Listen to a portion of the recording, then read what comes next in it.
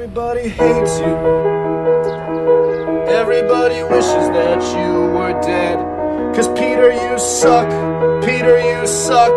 Peter, your music is fucking terrible. Peter, you suck. Peter, you suck. Peter, you don't do anything of value. Peter, you suck.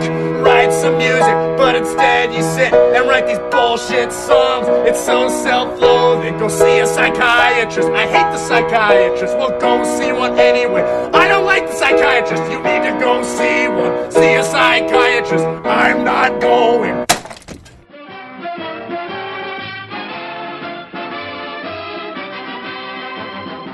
Yum, yum.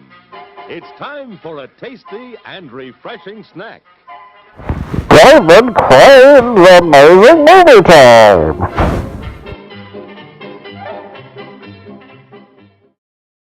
Welcome everyone to another installment of David Crane's Amazing Movie Time. Up for discussion, this episode is the 2008 comedy Forgetting Sarah Marshall. So if you're unfamiliar with this movie, basically it's about a struggling musician who is sort of better known as the boyfriend of a TV star, Sarah Marshall. And she dumps him, and he feels lost, dejected, and whatnot. So he decides to go on a trip to Hawaii. However, he runs into his ex and her new boyfriend on the island, and in fact they're staying in the same hotel, which makes his getaway even more uncomfortable. What did you guys think of this film? I guess I thought it was pretty entertaining. I had seen this back in theaters actually. I didn't recognize the title, but once I started watching it, I remembered most of it. I mean, it's one of those. It's a hard movie to classify because I think it's supposed to just be a comedy, right? Yeah, I think it leans more towards that, right? But I don't know. I feel like it ventures a little bit too deep into the relationship side to be completely a comedy to me. But overall, it was good. You could classify this as like a chick flick to some extent, but there's definitely like a good amount of comedic gold in there, I think, as far as like jokes that are probably not necessarily written for women for how dumb they are, kind of. And there's a lot of good cast of characters in this movie with Jonah Hill, Paul Rudd, both make pretty good characters, I think, at least.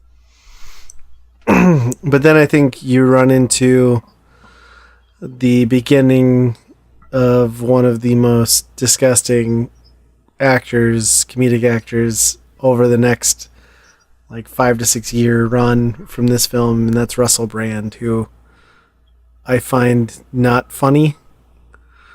I don't know. Am I the only one who hates him? Not a huge fan of him now. He plays the boyfriend, the new boyfriend of Sarah Marshall. And like he's not awful in this movie, right? Like he's tolerable. It is what it is. But then it's like, as you got exposed to Russell Brand here, it's like you were just seeing the same character he played in every movie after this. So it's just kind of like, even going back to this movie now, I'm just kind of disgusted that he's in it. Yeah, I mean, but that's kind of what the character he's supposed to be in this too, right? It's kind of irritating. Yeah, except that's how he is in real life. So yeah, he's just kind of himself. He is irritating.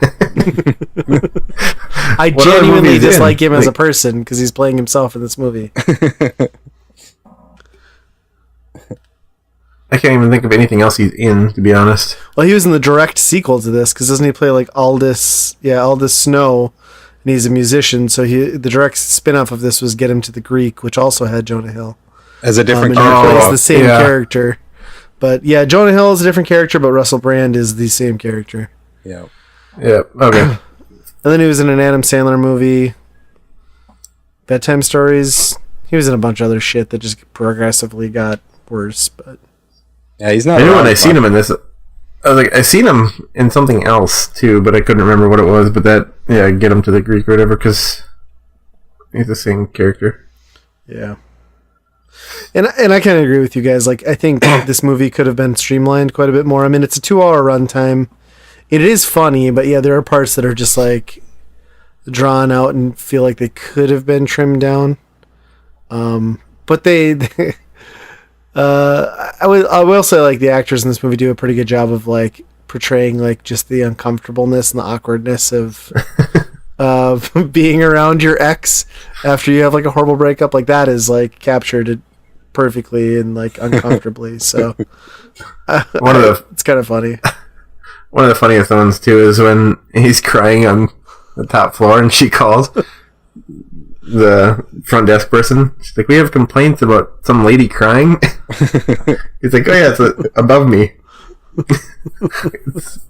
You're on the top floor. Amazing. Yeah. I like that. I think my favorite part too, like one of my favorite scenes from this movie, is just when he's like on that beach party or whatever with Mila Kunis, or however you say her name, and he like runs into that dude from The Breakfast. He's like, no, we're pals, right? Like, give me the 2 bottles, and he's just like, "I'm off the clock, bro," or whatever, just like punches him in the face. I was like, that's probably how that would actually happen. That's kind of awesome. Yeah. I mean, it definitely toward the, like, obviously the second act or toward the end of the movie, they make it much more about a relationship and romantic comedy, I guess, but. And then at the very end, they flip it on its head and have like that Dracula musical thing, which is just ridiculous. Like, who is that even for? Like, he had to have wrote that because he thought it was funny. It was not for anybody that he thought was going to find this movie to watch this movie. Well, and it also makes sense knowing that he's like a massive Muppets fan, and like he was responsible for that atrocious like Muppets movie with also starring him later on. So yeah, that's true. He does sing about Muppets. It is not something you expect going into a movie.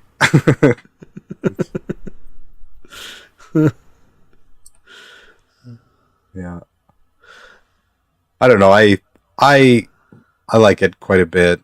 It didn't hold up as good as what I remembered it, I guess, but a lot of the good jokes are pretty good.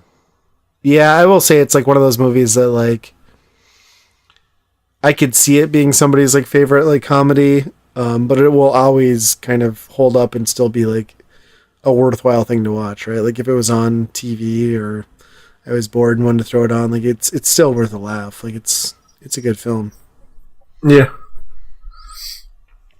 It also kind of feels like one of those movies where like they just use the excuse of like we should film in Hawaii to get a trip to Hawaii out of the deal. It's a very Happy Madison production type move. Yeah, I could see that. Like I want to go on vacation. Let's make a movie. Well, if you were going to make a movie, you would go somewhere specifically for that, right? Don't try to make sense here, Justin. There's no room for sensical logic in David Crane's movie time. If I was to make a movie, I'd go to Arlington, Texas, for sure. Oh, really? Would you? Yep. Yeah. I'd go to MGC, so it'd have to be a very short window that we would get this film done.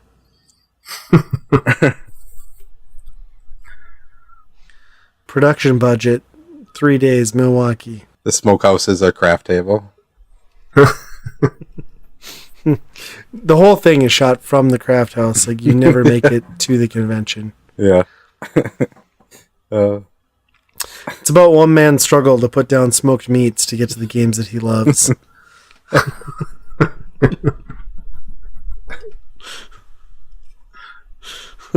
I do love how like Jonah Hill is like an Academy Award winning actor now, and like Paul Rudd is like could be an Ant-Man, which is going to be a huge movie this summer. Where there's a second one. Yeah, it's coming out pretty soon, and both of them in this movie play just absolute idiots. Yeah, their careers have like really both kind of gone in like completely different directions from where they started. Yeah. Although, I mean, Ant-Man, I guess, is still sort of funny, right? Yeah, it's more of a comedy, I guess. Yeah. Yeah. Not quite the same comedy as what he plays in this one, as a stoner or whatever. But was this before or after I Love You, Man? Before, right? Yeah, before. I have not seen that one. Really? No. Oh my god, that is so much better than this movie. Really? Okay. You need to sit down. Like, that is great. Yeah, you have to watch that. Sure. Well, maybe not so much better, but it's better. I think it's funnier than this one. It's Sure. good. It's good stuff. So you've not heard any of them? Okay. I just want to keep saying slap into bass over and over again right now, but you wouldn't get what I'm talking about. So,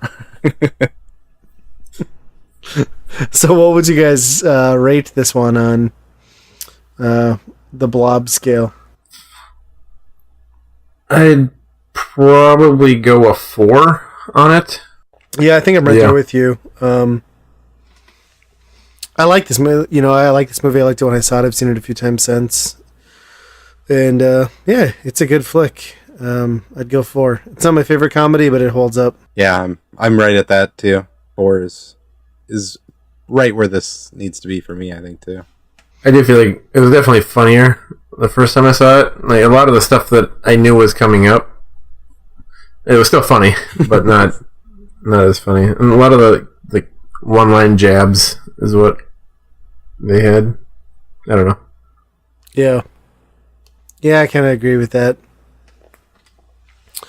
But it holds up surprisingly well.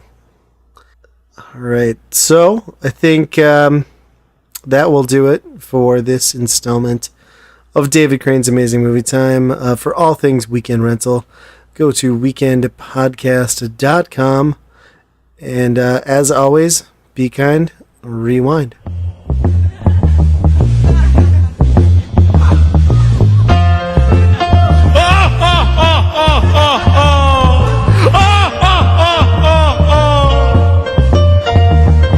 It's getting kind of hard to believe things are going to get better.